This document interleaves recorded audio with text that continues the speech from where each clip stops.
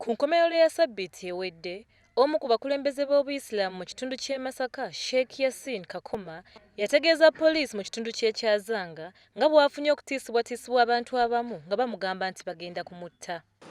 Abaseeka banne baali bamutiisatiisa okwemulugunya okunakuleeta ku poliisi.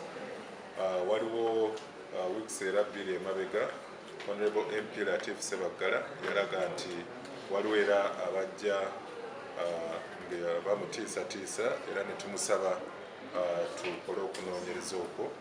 Ono agamba nti ebbaluwa zigamba ensonga egenda okumuttisa kwe kubega abakulembeze b'Abasiraamu n'okubalyamu olukwe. Enanga agamba nti n'abalala bangi mu bitundu bya Adjumani bafunye ebbaluwa mu ngeri emu. Wabula Enanga ategeezezza nti bakutte abantu abawerera ddala nga kisuubirwa nti balina kye bamanyi ku nsonga zino.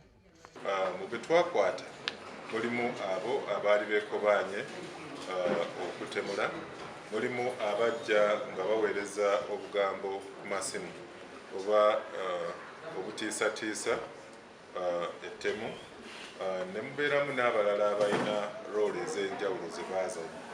Gye buvuddeko n'omubaka wa Paaliyamenti ow'omu Kawempe South Latif Ssebaggala yategeeza nti waliwo abantu abamutiisatiisa okumutemula.